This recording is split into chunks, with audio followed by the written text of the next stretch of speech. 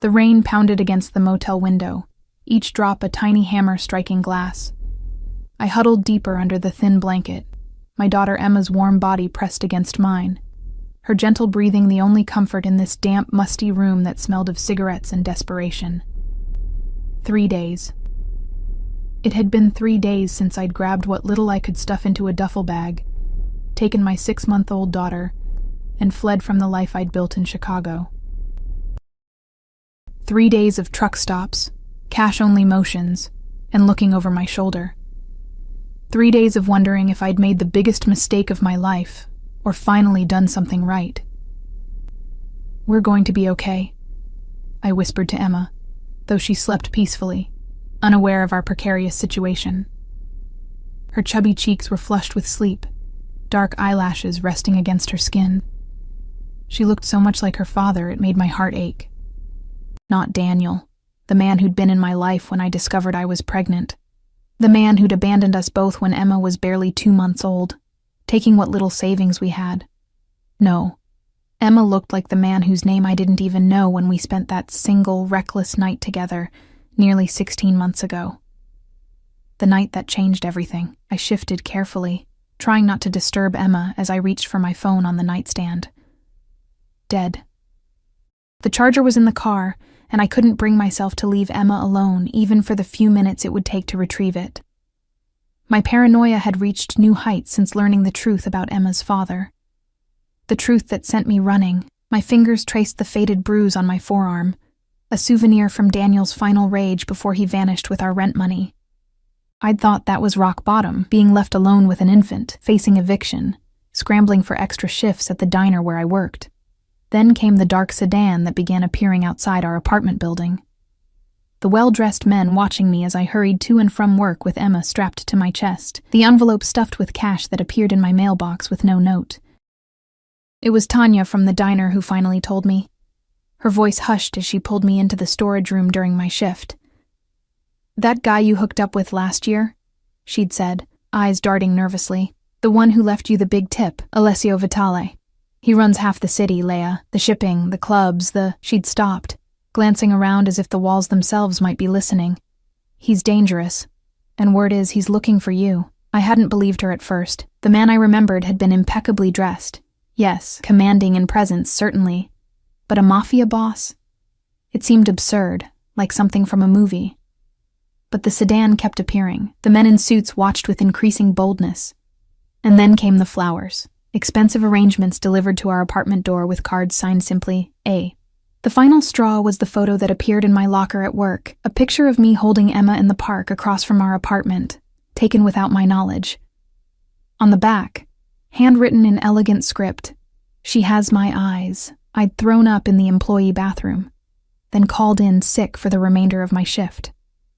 By nightfall, Emma and I were in a rental car headed south, paid for with the mysterious cash I'd been too afraid to use until that moment. Lightning flashed outside the motel window, illuminating the parking lot. For a split second, I thought I saw a black sedan, and my heart nearly stopped.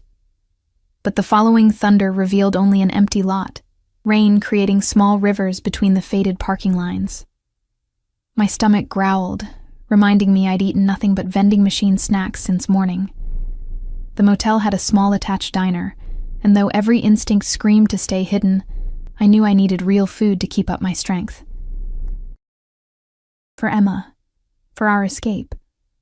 I dressed quickly in the bathroom, splashing cold water on my face and staring at my reflection. Dark circles underlined my hazel eyes. My once vibrant auburn hair hung limp and dull. I looked exactly like what I was. A woman on the run. After changing Emma's diaper and bundling her into a warm onesie, I strapped her to my chest in the baby carrier, threw a light jacket over both of us, and stepped outside. The diner was only 20 steps from our room, but the rain soaked through my jacket almost instantly. I hurried, keeping my head down, shoulders hunched against the downpour. The diner was nearly empty, an older couple in one booth, a truck driver at the counter. The waitress, a woman in her 50s with kind eyes and hair pulled into a practical bun, smiled as I slid into a booth far from the windows. "Nasty night to be out with a little one," she commented, placing a menu before me. I nodded, not meeting her eyes. Just passing through. She seemed to sense my reluctance to talk and simply asked, "Coffee?" "Please. And some hot water for a bottle, if possible." When she returned with my coffee, I ordered the cheapest thing on the menu, a grilled cheese sandwich and tomato soup. As I fed Emma, who had awakened hungry and fussy, the bell above the diner door chimed. I didn't look up. Didn't need to. The atmosphere in the diner shifted instantly, like the air pressure dropping before a storm. Conversations stilled. Even the sounds from the kitchen seemed to quiet. The hair on my arms rose as footsteps approached, measured, unhurried steps that somehow filled the space with tension. A scent reached me, subtle but distinctive, expensive cologne with notes of cedar and something spicy. Familiar. My hands began to tremble so badly I had to set down Emma's bottle. "Leah." His voice was exactly as I remembered it, deep, slightly accented, somehow both gentle and commanding. A voice that had whispered heated words against my skin 16 months ago. I raised my eyes slowly, knowing and dreading what I would see. He stood at the edge of my table, not sitting, not touching anything.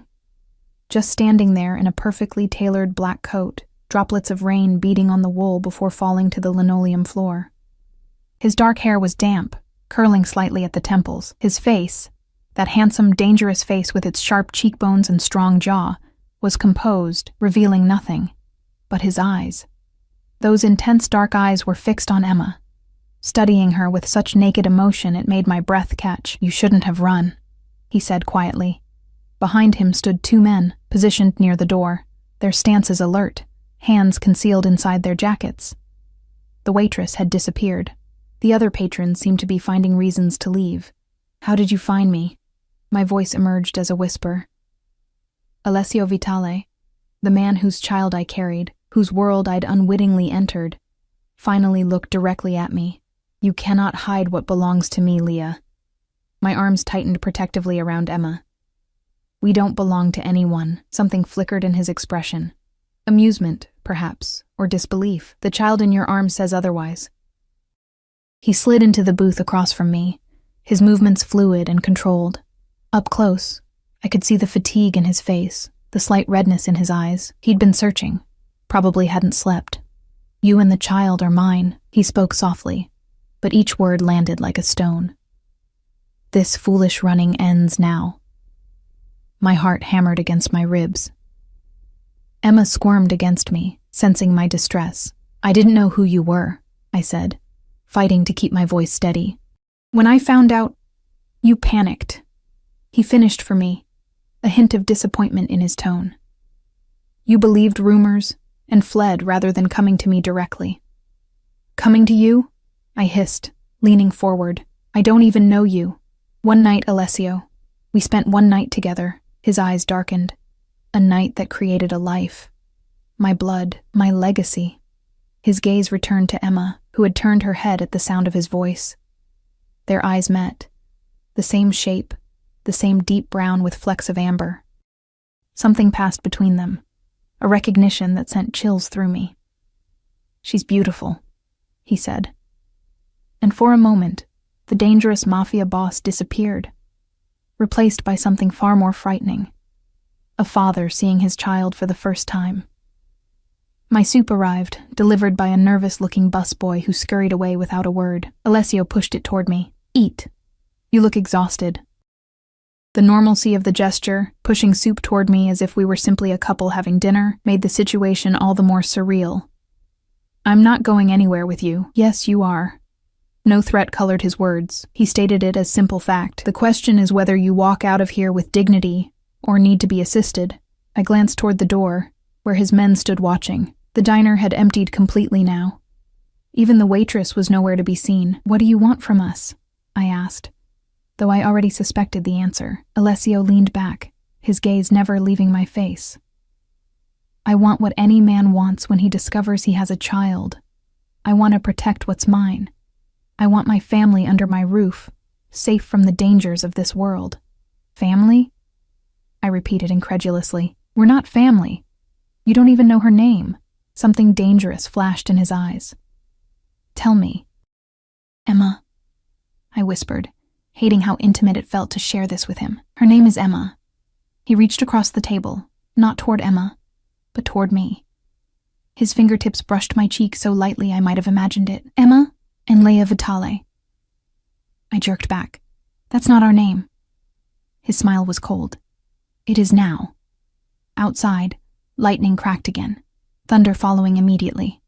The lights in the diner flickered and Emma began to cry, startled by the noise. Without thinking, I rocked her, making soothing sounds. When I looked up, Alessio was watching us, something possessive and primal in his gaze. You have two choices, Leia, he said softly. Continue running, hungry, afraid, alone, or come with me. Give your daughter the protection of my name, my resources, my power. She will want for nothing, neither will you. And if I refuse? His expression hardened. Don't mistake my patience for weakness. I've allowed this game of chase because I wanted to see what kind of mother you are. You've proven yourself resourceful, protective, good qualities, but the game is over. As if on cue, headlights swept across the diner windows as vehicles pulled into the parking lot. More men, more of his people. Emma continued to whimper, hungry and unsettled. I looked down at her tiny face, then back at the man who had helped create her. In his eyes, I saw determination, power, and something else, a longing that matched the ache in my own chest for stability, for safety. One condition, I heard myself say, surprising us both. I'm not your prisoner. If I ever want to leave, you won't. He interrupted, certainty ringing in his voice. If I ever want to leave, I repeated firmly, you let us go. For a long moment he said nothing, just studied me with those penetrating eyes. Then slowly, he extended his hand across the table, palm up, an offer. A contract. We have an understanding, he said, though something in his expression told me he had no intention of ever letting us walk away. My hand hovered above his, trembling. Everything in me screamed that this was wrong, dangerous, a deal with the devil. But Emma was cold and hungry. I was exhausted and out of options. And somewhere, in a place I refused to acknowledge, a part of me remembered the tenderness in this dangerous man's touch 16 months ago. I placed my hand in his fingers closed around mine, warm and strong. You've made the right choice, cara mia, he murmured. Now come. It's time to go home. As he helped me from the booth, his hand at the small of my back, I knew with absolute certainty that I had just changed our lives forever. For better or worse, Emma and I now belonged to Alessio Vitale, the Mafia boss who'd claimed us both with 5 simple words that echoed in my mind like a prison sentence. You and the child are mine. The drive from the motel was a blur of rain-slicked roads and silent tension. I sat in the back of a sleek black SUV, Emma cradled against me, Alessio beside us. His men had retrieved my meager belongings from the motel room, and my rental car had been taken care of, whatever that meant. 2 other vehicles flanked us, one ahead, one behind. A mobile fortress protecting the Mafia boss and his newly claimed family. Neither of us spoke as the miles passed. I stared out the window, watching unfamiliar towns give way to darkened countryside. Emma had fallen asleep, her tiny fingers curled around one of mine. Occasionally, I felt Alessio's gaze on us, studying, assessing, but I couldn't bring myself to meet his eyes. My mind raced with questions and doubts. Had I made the right decision? Was I trading one form of danger for another? We're heading to my estate outside of Chicago, he finally said, breaking the heavy silence. It's private, secure, I nodded stiffly, still not looking at him. How long have you known? About Emma. 3 months. His voice was low, controlled. One of my associates saw you with her at a hospital. He noticed the resemblance. I remembered that day. Emma had a high fever, and I'd been frantic with worry. I hadn't noticed anyone watching us. And you've been following me since then? Protecting you, he corrected. Learning about you. About her. Daniel Mercer's desertion presented an opportunity. I had planned to approach you more gradually. The casual mention of Daniel's full name sent a chill through me. What else did he know about my life? Did you have something to do with Daniel leaving? I asked, suddenly suspicious. Alessio's lips curved into a cold smile that didn't reach his eyes. Would it trouble you if I did? The man stole from you, left you and a child he believed was his, to struggle alone. I turned away, unwilling to admit that he had a point. That doesn't answer my question. I suggested he might find opportunities elsewhere, Alessio replied after a pause, and provided incentive for him to pursue them immediately. The clinical way he described what was almost certainly a threat made my stomach turn. Yet a traitorous part of me felt vindicated. Daniel had abandoned us without a backward glance, leaving me to face eviction notices and empty cupboards. You should have come to me when you discovered you were pregnant, Alessio said, a hint of accusation in his tone.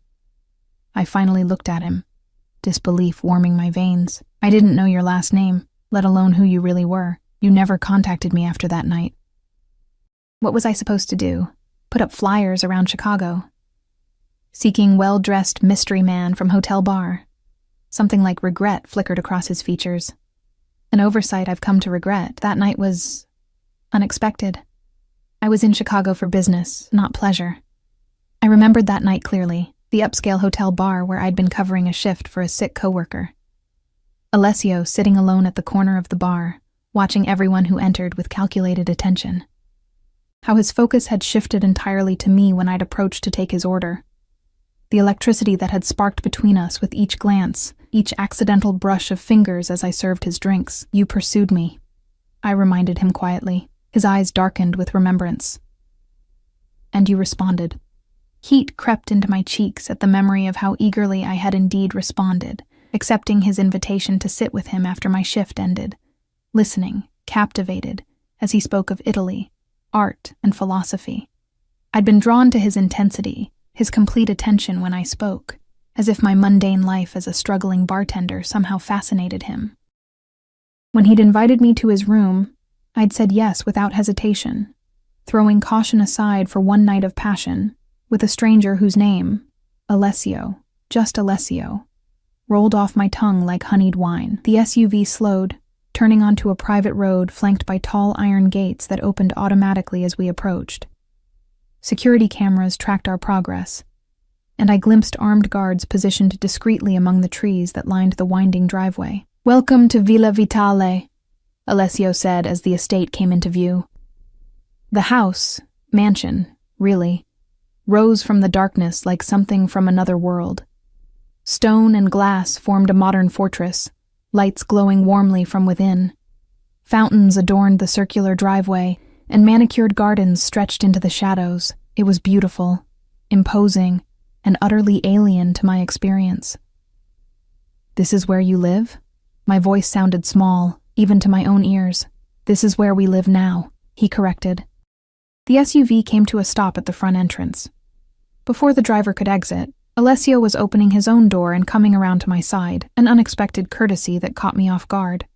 He offered his hand, and I took it hesitantly, clutching Emma to my chest with my other arm as I stepped out. The rain had stopped, leaving behind a heavy mist that clung to everything. The air smelled clean, earthy. So different from the city smog I was accustomed to. Under different circumstances, I might have found it peaceful. Alessio's hand remained at the small of my back as he guided us inside. The entryway opened into a soaring foyer with marble floors and a sweeping staircase. Art that looked museum-worthy adorned the walls, and crystal chandeliers cast warm light over everything. A woman appeared, older, with silver-streaked dark hair and a stern expression that softened when she saw Emma. Sophia, Alessio addressed her, prepare the East Wing suite and bring whatever is needed for the baby. Sophia nodded, her curious eyes taking in every detail of my disheveled appearance before she disappeared down a hallway. My housekeeper, Alessio explained. She's been with my family since I was a child. You can trust her. Trust. The word hung between us, weighted with implication. I didn't trust anyone in this strange new world, least of all the dangerous man beside me. I'd like to feed Emma and put her down, I said, needing a moment to collect myself, to process the dramatic turn my life had taken in the span of hours. Of course. He gestured toward the staircase. I'll show you to your rooms. The suite was larger than the entire apartment Emma and I had shared in Chicago. A luxurious bedroom opened into a sitting area with a fireplace already lit against the evening chill. Beyond that, a bathroom with a tub I could have swum in. Most surprising was the adjoining nursery, fully furnished with a cherrywood crib, changing table, and rocking chair.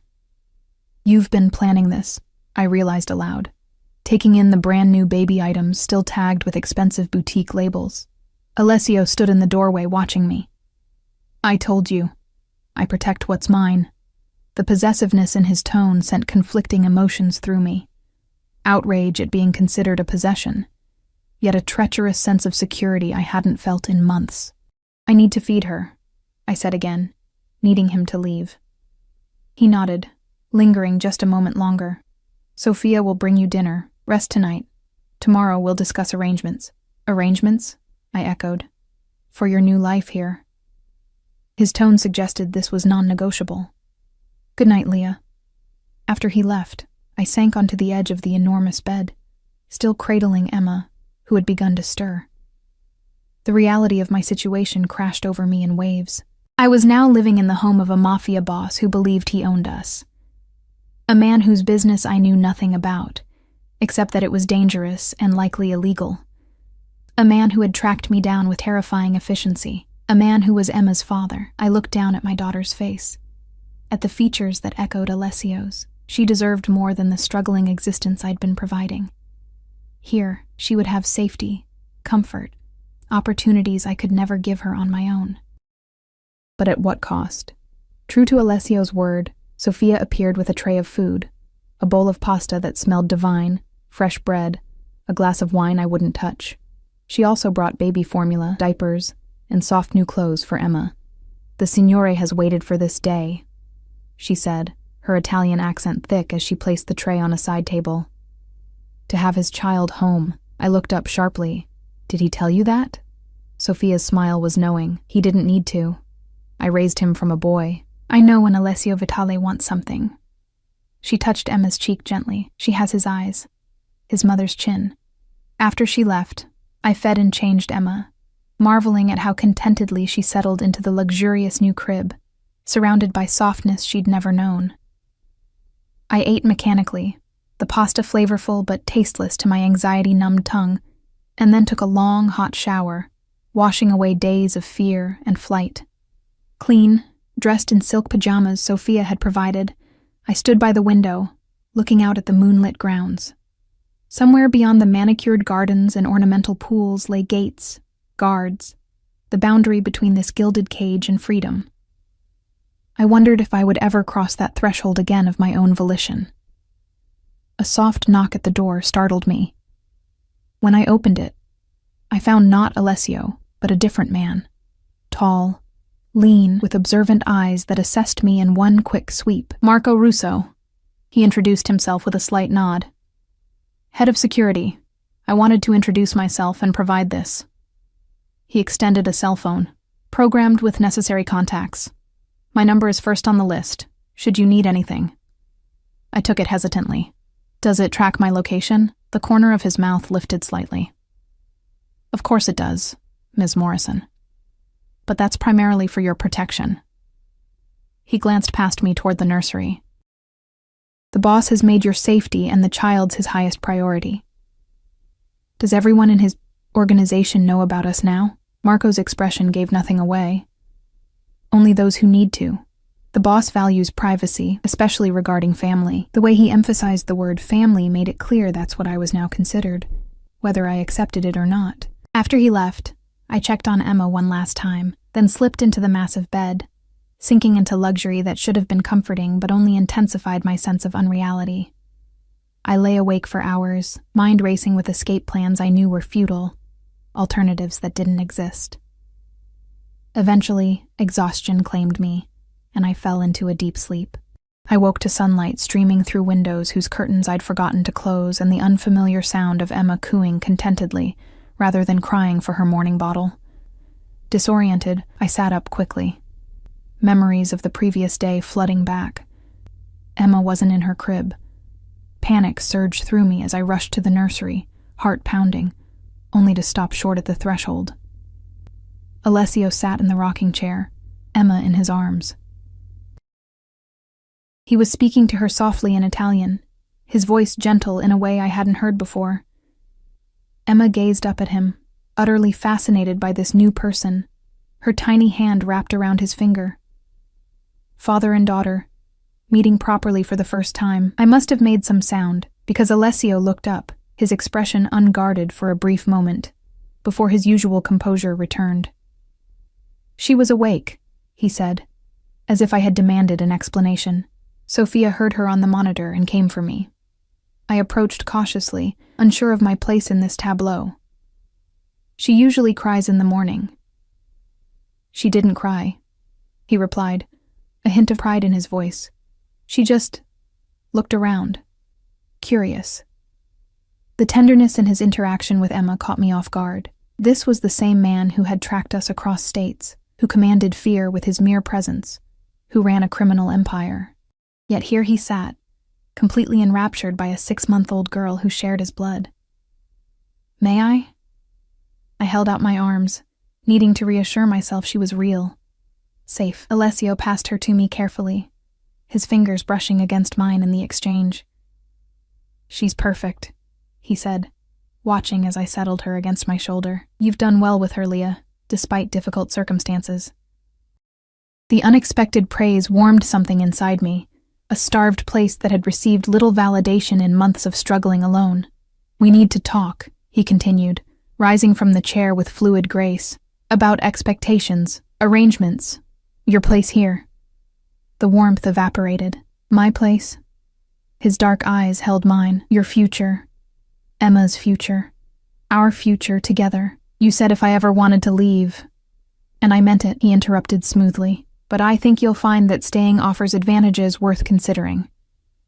Come downstairs when you're ready. We'll have breakfast. After he left, I changed and fed Emma, dressing her in one of the new outfits Sophia had brought, a soft pink romper that probably cost more than a week's worth of my former salary. I chose simple jeans and a sweater for myself from the closet, which I discovered was filled with new clothing in exactly my size. The thoroughness of Alessio's preparations unsettled me deeply. Downstairs, I followed the sound of voices to a sun-drenched breakfast room where floor-to-ceiling windows overlooked a stone terrace and gardens beyond. Alessio sat at the head of a glass table, speaking in rapid Italian to a man whose expensive suit and alert posture marked him as something more than a household employee. They fell silent when I entered, Emma in my arms. Buongiorno, Alessio said, rising. He gestured to the man beside him. Leah, this is Vito Calabresi, my consigliere. The older man, Vito, studied me with undisguised curiosity. So this is the mother of the Vitale heir. His accent was thicker than Alessio's, his tone neutral but assessing. Bentornata a casa, signora. Welcome home, he'd said, as if I belonged here, as if this grand estate with its guards and gates were anything but a beautiful prison. Please sit. Alessio indicated the chair to his right. A high chair had been placed beside it, new, expensive, with Emma's name engraved on a silver plate at the back. Another sign of how thoroughly my daughter was being claimed by the Vitale legacy. I settled Emma into the high chair, acutely aware of both men watching our every movement. Sophia appeared with coffee, fresh fruit, and pastries still warm from the oven. The domesticity of the scene felt surreal against the backdrop of my circumstances. Vito excused himself shortly after, with a respectful nod to Alessio and another calculating glance at me and Emma. When we were alone, I finally asked the question that had kept me awake much of the night. What exactly do you want from me, Alessio? He took a slow sip of his coffee, considering me over the rim of the cup. Directness. I appreciate that quality in you. Setting the cup down, he continued. What I want is simple. I want my daughter raised in my home with all the benefits of my name and protection. I want her to know her heritage, her family. And my role in this arrangement, I pressed. You are her mother, he replied, as if it were obvious. Your role is to care for her, nurture her, and gradually adapt to your new position in my household. As what? Your prisoner? Your employee? Something dangerous flashed in his eyes. As my partner in raising our child, as the mother of the Vitale heir, he leaned forward slightly.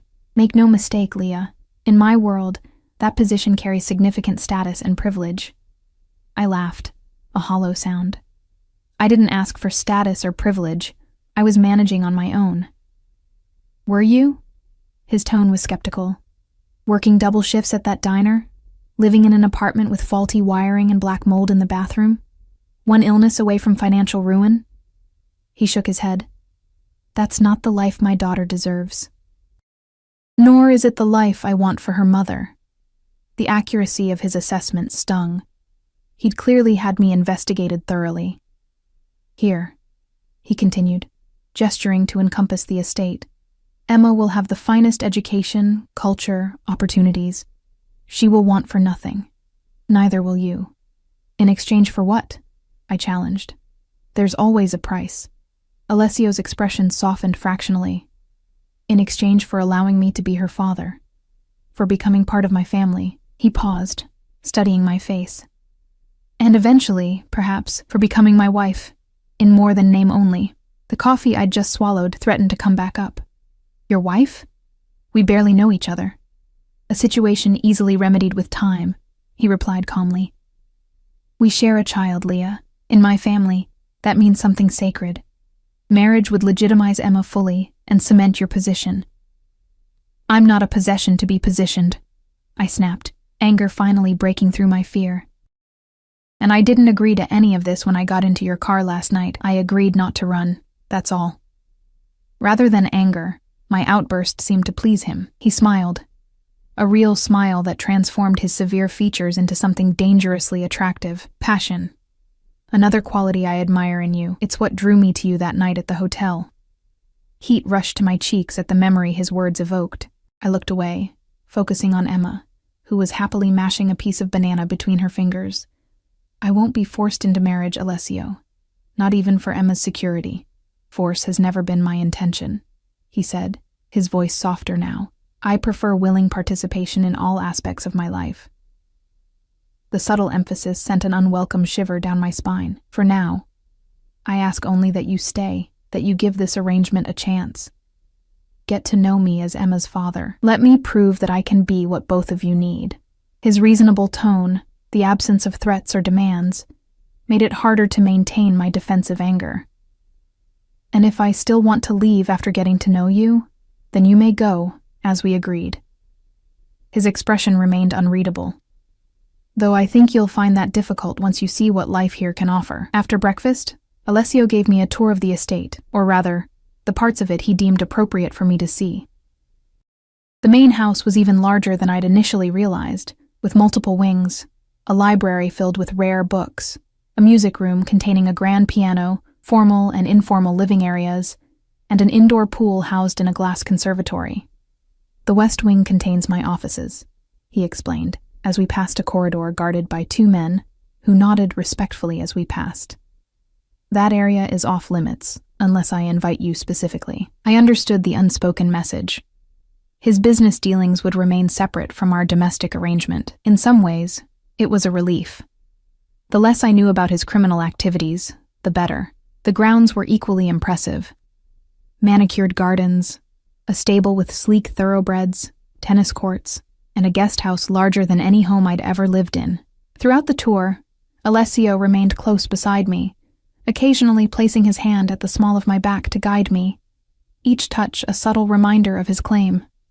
Emma, strapped to my chest in the baby carrier, seemed to enjoy the excursion, her eyes wide as she took in the new surroundings, occasionally reaching out toward colorful flowers or interesting textures. She's curious, Alessio observed, pleasure evident in his voice when Emma grabbed for a bright bloom. Intelligent.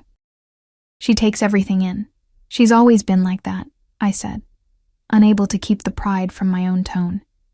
Even as a newborn, she seemed to be studying the world, like her father, he murmured, reaching out to stroke Emma's cheek with a gentleness that continued to surprise me. The tender moment was interrupted by the appearance of Marco, the security chief I'd met the previous night, approaching with purposeful strides. "Scusi, boss," he said, his expression professionally blank. "That matter we discussed requires your attention." Alessio's demeanor shifted instantly, warmth replaced by cold authority. "I'll be there momentarily." To me, he added, Duty calls. Sophia will help you with anything you need. We'll continue our conversation at dinner. As he walked away with Marco, I caught fragments of their low conversation. Something about a shipment and missing product. A reminder of exactly who I was dealing with. Left to my own devices, I returned to the house, wandering the permitted areas with Emma. In the library, I discovered a children's section with books in multiple languages. In the casual family room, I found a playpen stocked with age-appropriate toys. Even the pool area had a specially designed infant float chair. Every space had been prepared for Emma's arrival. For our arrival. He's been planning this for weeks, I murmured to Emma, who babbled happily as she examined a colorful stuffed elephant that had been placed in the playpen. Months, actually. Sophia's voice came from the doorway, startling me. She entered with a tray of tea and small sandwiches. When he first learned about the bambina, he was transformed. I accepted the tea she offered, curiosity overcoming my wariness. What do you mean? Sophia settled into an armchair, her efficient movements betraying years of practiced service. Signor Vitale has always been serious, responsible, dedicated to family business, family honor. But something was missing. She made a gesture toward her chest. Heart, joy. Then came news of the child, his child, and everything changed. He sent men to watch us, I said, still unable to reconcile the tenderness Alessio showed Emma with the calculated surveillance he'd ordered. To protect you, Sophia corrected firmly. Chicago is not always safe, especially for the mother of a Vitale. I didn't know who he was then. I didn't know Emma was his. Sophia's expression softened, but he knew. And in our world, in his position, knowledge brings responsibility. She glanced toward Emma, who had dozed off clutching the elephant. The Signore has enemies. Many would use his child, or his child's mother, to hurt him. A chill ran through me at her matter-of-fact tone. Is that why we're here? Because it's too dangerous for us to be anywhere else? You are here because you belong here, she replied simply. With him. As a family. The conviction in her voice unsettled me. We're not a family, Sophia. We're strangers connected by one night and its consequences, she smiled knowingly. Families begin somewhere, no? Some begin with arranged marriages, some with politics, some with love at first sight. Yours began with passion and now continues with a child. Not so unusual in our history. Our history. The casual inclusion of me in the Vitale legacy was presumptuous, yet I couldn't deny the reality. Emma was a Vitale, whether I accepted it or not, and as her mother, I was inextricably linked to this world now. Tell me about him, I found myself asking. Who is he really? Sophia considered this, her weathered hands smoothing her apron. Alessio was born to responsibility. His father, God rest his soul, was a hard man, traditional, demanding.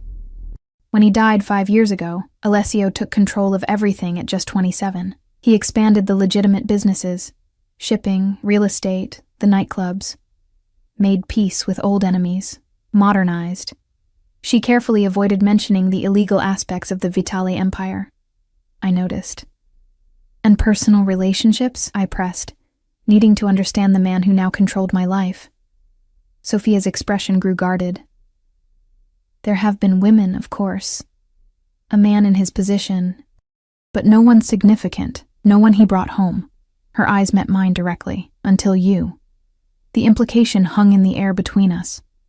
According to Sophia, I was the first woman Alessio had deemed important enough to bring into his private sanctuary. The thought should have flattered me, perhaps. But it only intensified my unease. What did he really want from me? A convenient mother for his heir, or something more? The day passed slowly as I adjusted to my new surroundings. I spent time with Emma in the various spaces prepared for her, marveling at the thoughtfulness of the arrangements while simultaneously resenting the presumption behind them.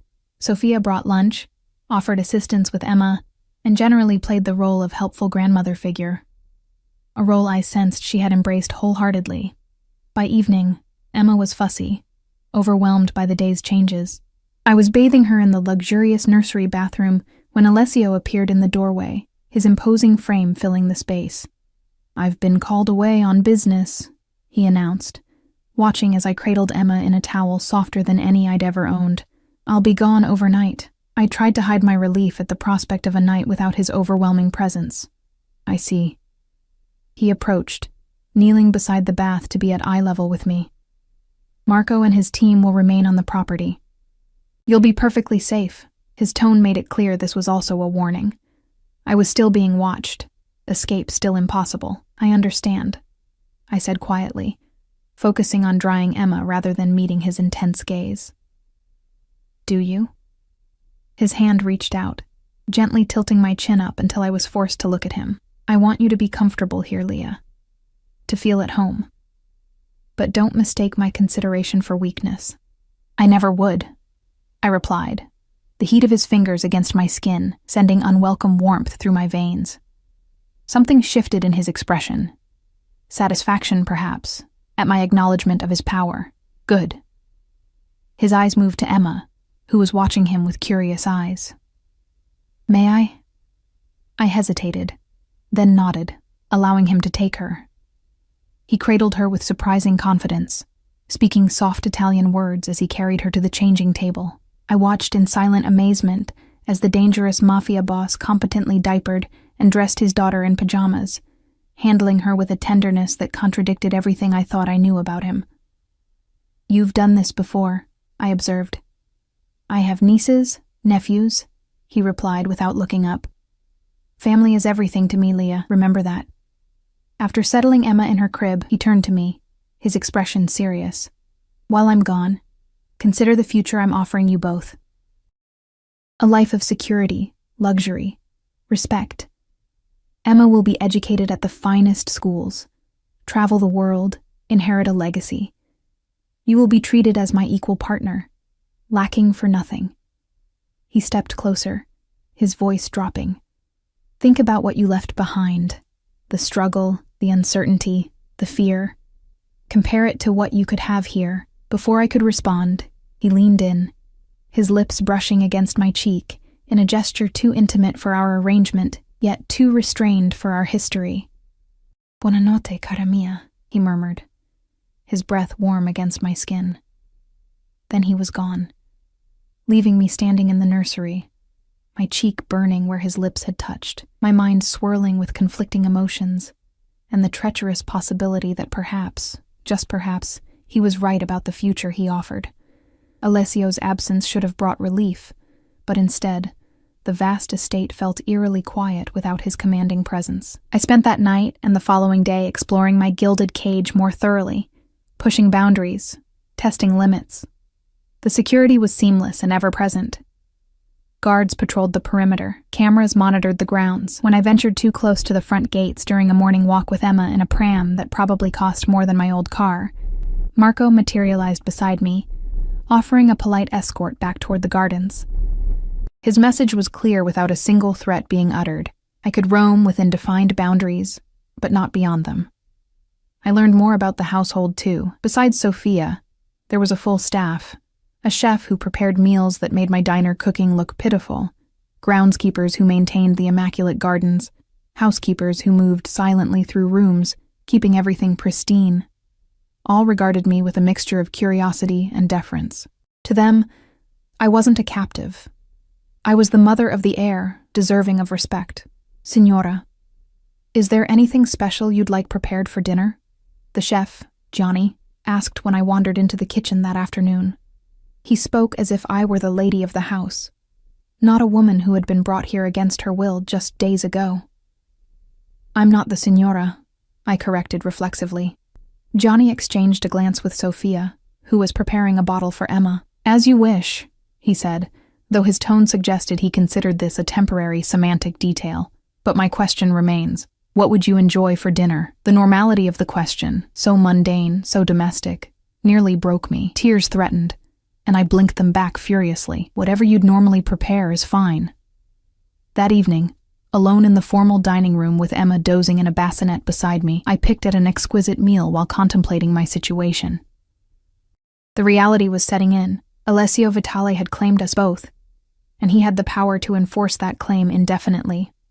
My only choices were to accept my new reality, or to fight it and risk what, exactly? What would he do if I continued to resist?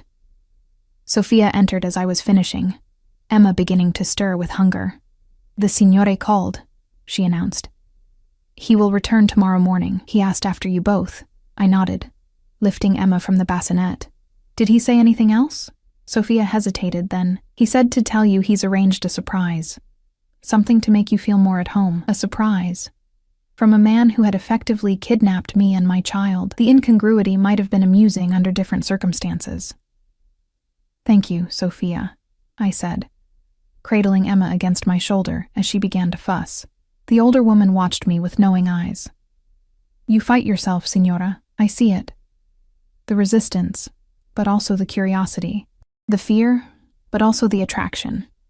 Heat flooded my cheeks. "You're mistaken. I raised Alessio from a boy. I've worked for the Vitale family for 40 years, she replied, unperturbed by my denial. "I know what I see." I returned to my suite, unsettled by Sophia's perception. Was I truly fighting my own feelings? Did some part of me want this strange new life Alessio was constructing around us? The memory of our night together 16 months ago rose unbidden. His intense focus on my pleasure, the way he'd whispered my name against my skin, how completely he'd made me feel desired, valued. One night that had branded itself into my memory even before I knew its consequences. That was just physical, I told myself firmly as I prepared for bed. Attraction, chemistry, nothing more. But Sophia's words lingered, and I slept fitfully, dreams filled with Alessio's dark eyes and commanding presence. I woke to the sound of Emma's contented babbling and sunlight streaming through windows whose curtains I'd forgotten to close.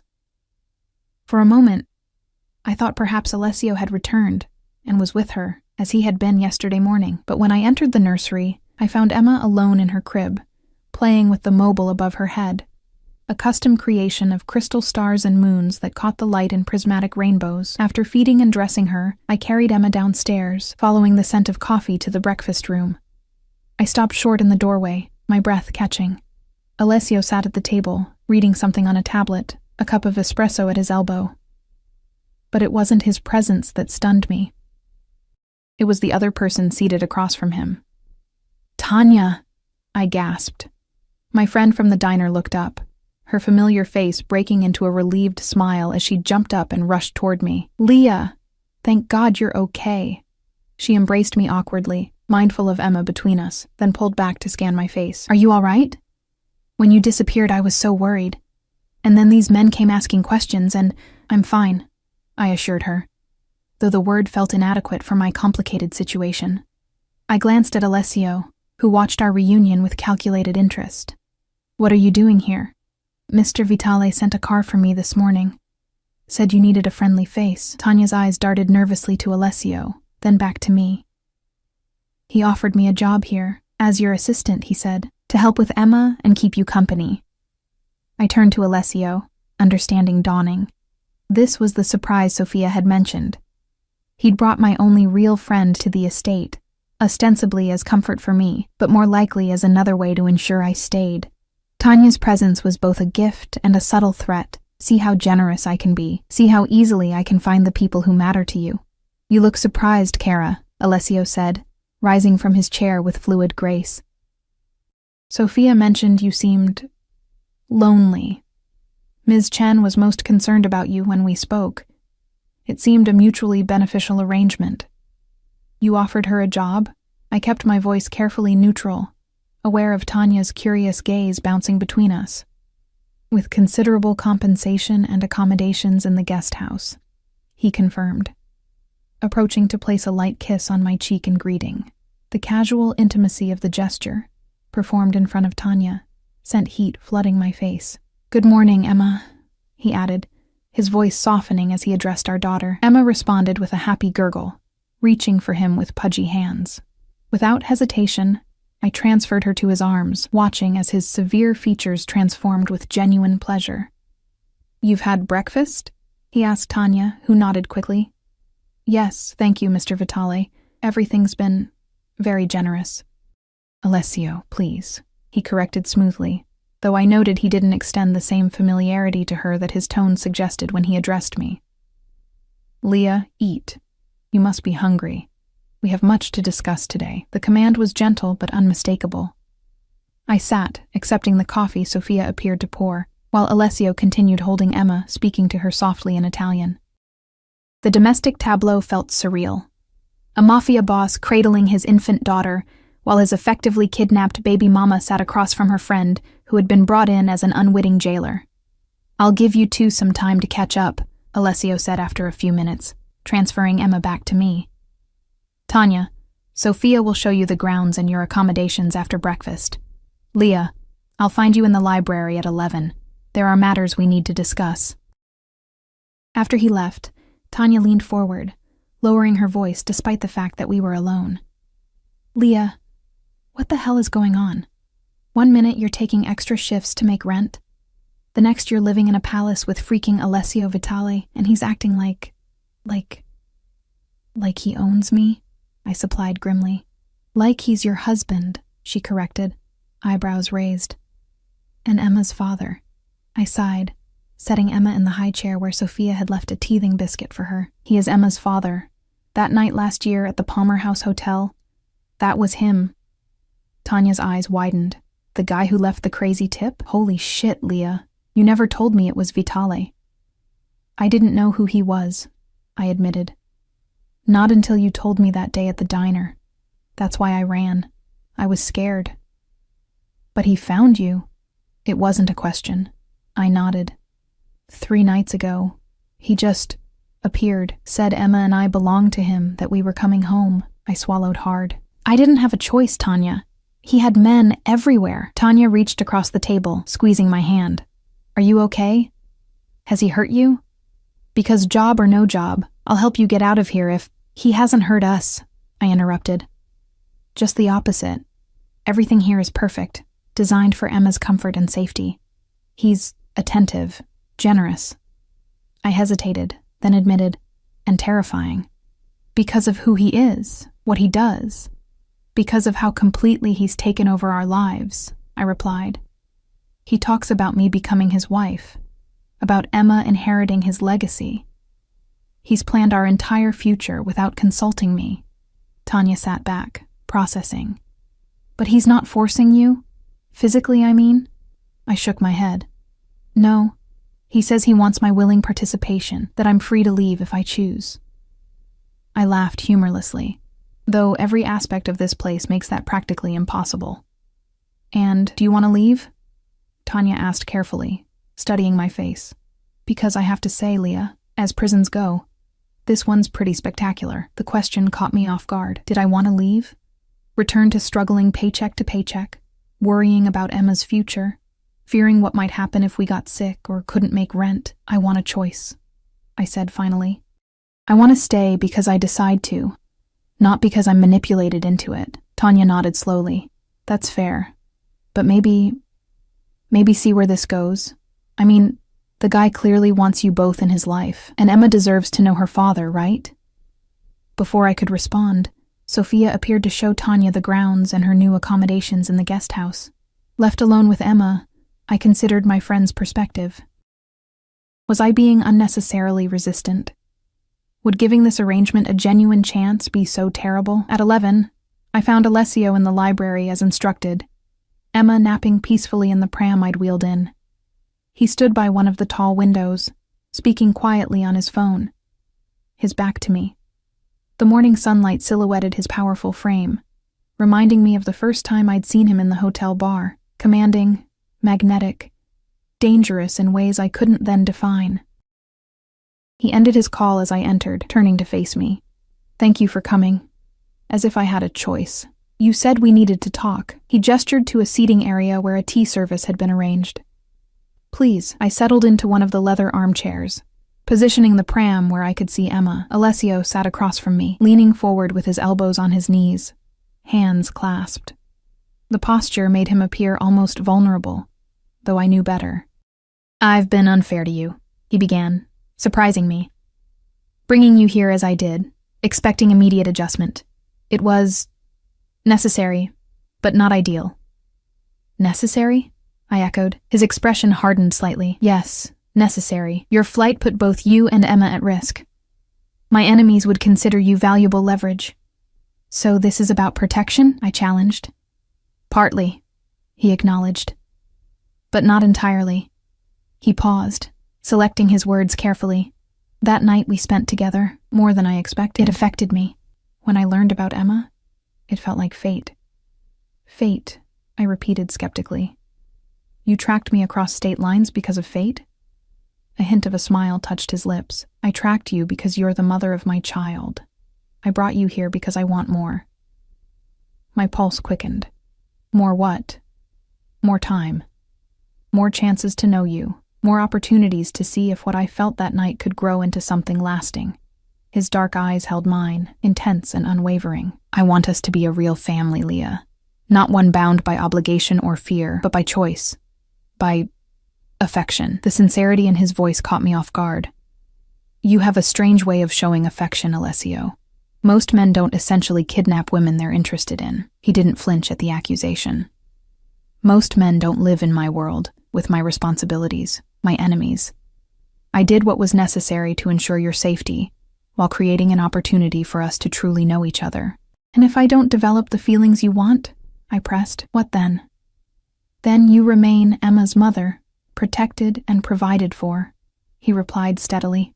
My daughter will know her father.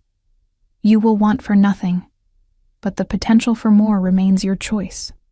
It was the most direct acknowledgement he'd given that my feelings mattered in his grand plan. A small concession, perhaps, but significant. So what?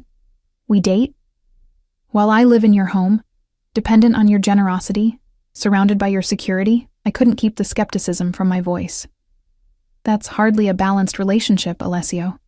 He considered this, then reached into his pocket, withdrawing a small leather portfolio which he placed on the table between us. Open it. Cautiously, I did as instructed. Inside was a bank card, documentation for an account, and what appeared to be the deed to a property. An account in your name only, he explained, with funds sufficient to support you and Emma comfortably for several years, should you choose to leave. And a house, also in your name, in a secure neighborhood close enough for regular visits with Emma, but separate from my immediate household. I stared at the documents, stunned. Why are you giving me this? To balance the scales, he replied simply. To give you a genuine choice. Stay because you want to, not because you must.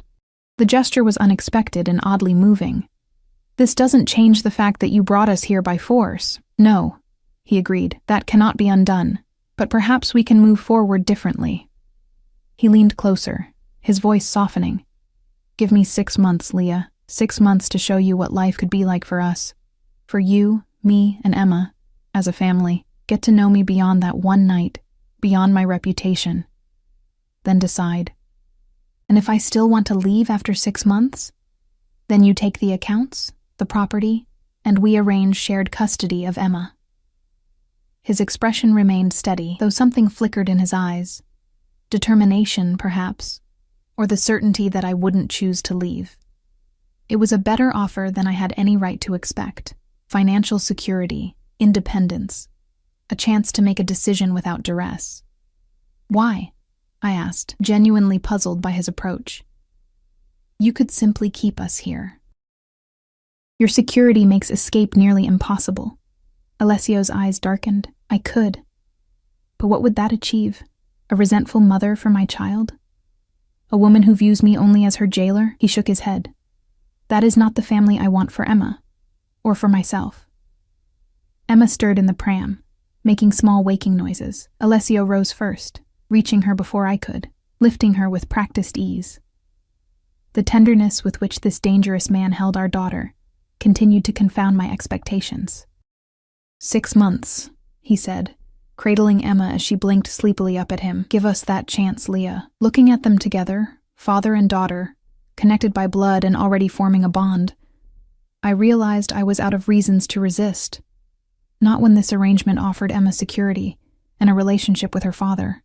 Not when financial independence was now within my grasp. 6 months, I agreed cautiously, starting today. His smile, genuine, transformative, caught me off guard. For a moment, I glimpsed the man beneath the Mafia boss, the father beneath the fearsome reputation. It was that man who had captured my attention 16 months ago in a hotel bar, who had made me feel like the only woman in the world for one unforgettable night. "You won't regret this decision," he said, transferring Emma to my arms with a gentleness that belied his strength. As our hands brushed in the exchange, that familiar spark of electricity shot through me. The chemistry that had never quite died, despite everything. I pulled back quickly, unwilling to acknowledge the reaction. But Alessio noticed. Of course he noticed. His eyes darkened with satisfaction, and I realized that perhaps the most dangerous aspect of my 6-month agreement wasn't the Mafia boss who had claimed us. It was the treacherous part of me that still wanted him. The weeks that followed marked the strangest courtship imaginable. Alessio approached our agreement with the same intensity and focus he presumably applied to his business dealings. Each day brought some new gesture, some effort to integrate me further into his life, while respecting the boundaries I'd established. Mornings often found him with Emma, those precious early hours when she was most alert and curious. I would find them in the nursery or the gardens, Alessio speaking to her in both English and Italian, his deep voice gentle as he named objects, explained simple concepts, treated her 6-month-old responses as though they were profound observations. "She's learning 2 languages already," he explained when I questioned the practice. "Children's brains are remarkably adaptive. Bilingualism will come naturally to her." He was right, of course. By the time 2 months had passed, Emma clearly recognized certain words in both languages, turning her head when Alessio called Bambina as readily as when I said sweetheart. Our daughter thrived in this environment of constant attention and stimulation. She began sitting unassisted, reached for toys with increasing coordination, and developed a belly laugh that could melt the stoniest heart. Even Marco, the ever-serious security chief, couldn't resist smiling when Emma giggled at his keys jingling. My own adjustment proved more complicated.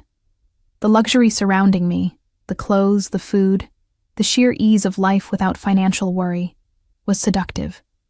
Having Tanya nearby helped enormously. Her presence provided normality, friendship, a connection to my life before.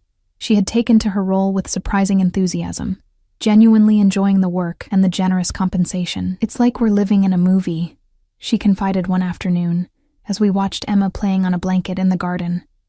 "A really weird, glamorous movie where my best friend is dating the most dangerous man in Chicago." "We're not dating," I corrected automatically, though the distinction felt increasingly semantic.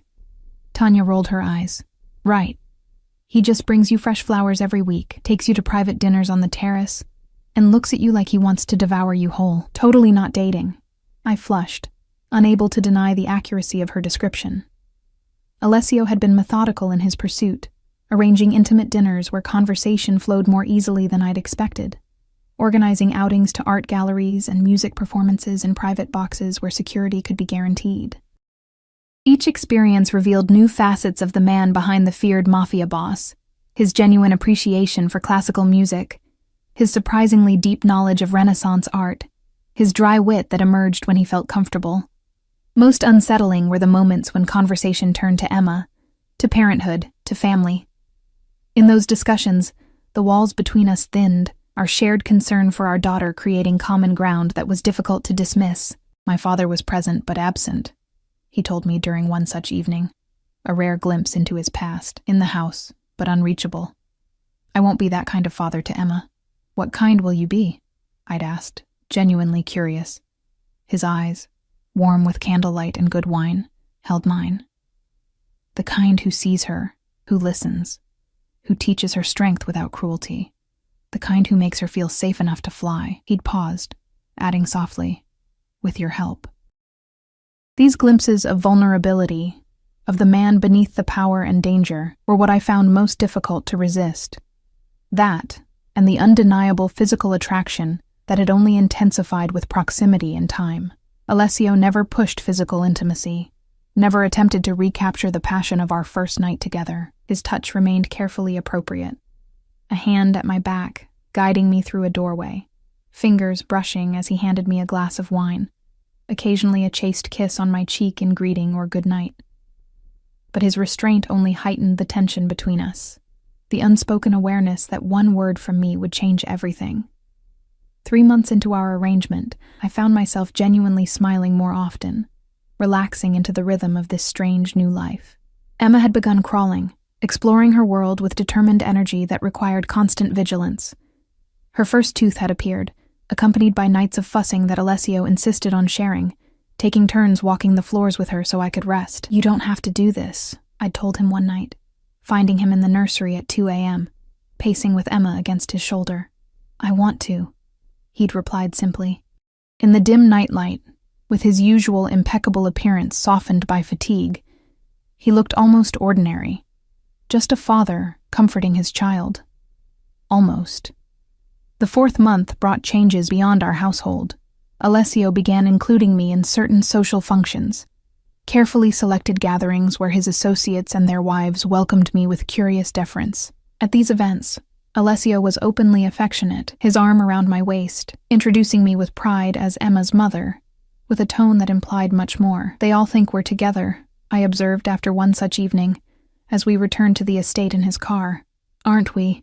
he countered, his eyes reflecting the passing streetlights, perhaps not in every way, but in the ways that matter most. I couldn't argue. We shared a home, a child, increasingly a life. The only line remaining uncrossed was the physical one, and even that boundary had begun to feel arbitrary, a last stand of resistance that made less sense with each passing day. That night, standing outside my bedroom door after he'd walked me upstairs, something shifted. Perhaps it was the wine we'd shared, or the way the evening had flowed so naturally, or simply the culmination of 4 months of careful courtship. Whatever the cause, when he leaned in to place his customary goodnight kiss on my cheek, I turned my head slightly, meeting his lips with mine. The kiss began gently, a question more than a demand. But when my hands lifted to his chest, not to push him away, but to feel his heartbeat racing beneath my fingers, something unleashed in him. His arms encircled me, pulling me against him as the kiss deepened, became hungry, desperate with 4 months of restraint finally broken. When we separated, both breathing heavily, his eyes were dark with desire and something more complex. Triumph, relief, genuine emotion. "Leah," he murmured, his voice rougher than I'd ever heard it. I should have stepped back, should have maintained the boundary I'd held for so long. Instead, I reached for his hand and drew him into my room, closing the door behind us. That night echoed our first together, yet differed in fundamental ways. Where our initial encounter had been driven by immediate attraction between strangers, this one carried the weight of shared history, of our daughter sleeping peacefully down the hall, of 4 months of carefully building trust. His touch was both familiar and new, his whispered words in Italian and English washing over me as we rediscovered each other. Afterward, lying in his arms as moonlight filtered through the curtains, I finally asked the question that had lingered since the beginning. Why me? With all the women you could have chosen, why was I the one you couldn't let go? Alessio was quiet for a long moment, his fingers tracing patterns on my bare shoulder. "That night at the hotel," he finally said, "I was there for business, a meeting that ended badly. I was angry, preoccupied. Then you appeared at my table, and everything else faded." His hand moved to my cheek, turning my face toward his. "You looked at me without fear, without agenda. You saw me. Not my name, or my reputation, or my wealth. Just me." "I didn't know who you were," I reminded him. "Exactly." His smile held a trace of sadness. "It was liberating. When I learned about Emma, it felt like a second chance I didn't deserve but desperately wanted, a chance for something real." The sincerity in his voice, in his eyes, undid something in me, the last knot of resistance, perhaps. I realized with startling clarity that I was falling in love with Alessio Vitale, not despite who he was, but because of the man I'd discovered beneath the fearsome exterior. The final 2 months of our agreement transformed our household. Alessio moved into my suite, though he maintained his separate office and occasionally spent nights away on business I still knew little about. True to his word, he kept the darker aspects of his world away from Emma and me, creating a sanctuary within the larger fortress of his estate. Emma's first birthday approached, and with it, the end of our 6-month arrangement. The date loomed with unspoken significance. Would I choose to leave, Take the financial security Alessio had provided and establish a separate life? Or would I stay, fully embracing this family we'd created? The decision crystallized one evening in late autumn. Emma had taken her first unsteady steps that afternoon, tottering from my hands to Alessio's outstretched arms, both of us cheering her accomplishment with ridiculous enthusiasm. After she'd been put to bed, exhausted from her new mobility, Alessio and I stood on the terrace, watching the sunset paint the gardens in gold and amber. 6 months are almost up, he said quietly, his arm around my waist. I leaned into him, feeling the solid warmth of his body against mine. Yes. Have you decided? His voice remained steady, but I felt the tension in his shoulders. Turning to face him, I studied the face that had become so dear to me. The strong lines, the penetrating eyes that softened when they looked at Emma, the mouth that could issue deadly commands or whisper tender words against my skin. I thought of the man who had pursued me across state lines, who had claimed us with possessive certainty, who had then shown the patience and wisdom to step back and give me a genuine choice. I'm staying, I said simply. We're staying. The relief that washed over his features was almost painful to witness. You're certain? The house, the accounts, they're still yours, regardless. I don't need them, I replied.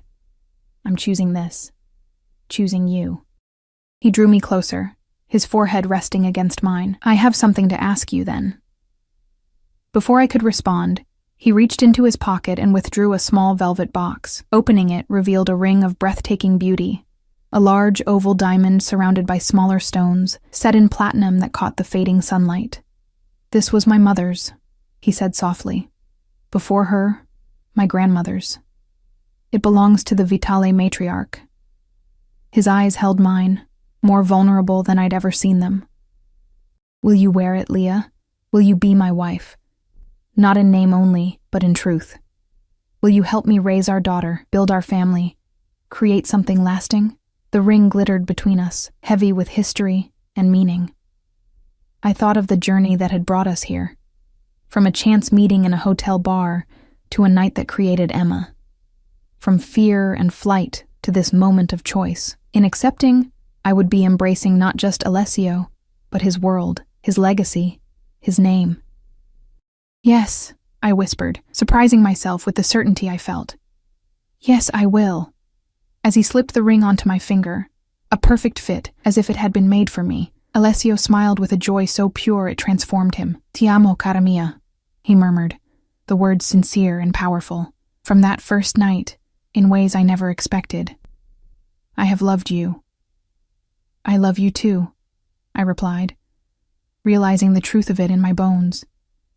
Despite everything, because of everything, 6 months earlier, I had fled in terror from this man, taking our daughter to escape what I perceived as a threat.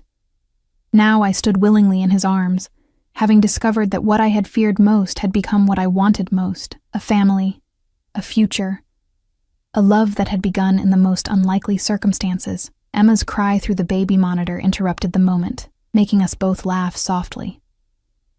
Together?